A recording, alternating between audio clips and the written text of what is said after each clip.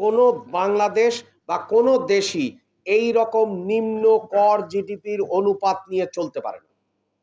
পতিত সরকার নিজের গোষ্ঠীতান্ত্রিক কারণে একের পর এক কর ফাঁকি, কর পরিহার, কর জালিয়াতি, ফন্দি ফিকিরের মাধ্যমে নিজেদেরকে মোটা তাজা করেছে।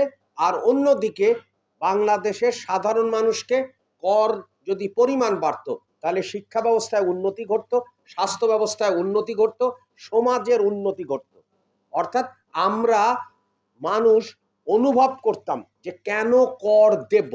বাংলাদেশের কোনো সাধারণ মানুষ কখনো অনুভব করে নাই যে কেন কর দেব, কারণ তার করের অর্থ সঠিক জায়গায় তো ব্যয় হয়নি। এমন এমন সব প্রকল্প নেওয়া হয়েছে যেগুলোর দরকার ছিল না, এমন ভাবে প্রকল্প ব্যয় বাড়ানো হয়েছে যার কোনো দরকার ছিল না, এমন ভাবে সাধারণ মানুষের যেটা চাহিদা তখনই তো মানুষ কর দেয়। কারণ দেখা গেছে কি যে এই গোষ্ঠীতন্ত্রের সদস্য সে, তাকে সুবিধা দেওয়া হয়েছে, কর সুবিধা দেওয়া হয়েছে। তো আমাদেরকে প্রতিষ্ঠানগুলো ঠিক করতে হবে।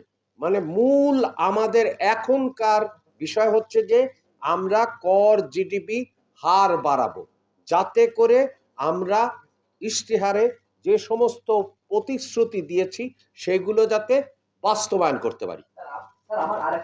জি।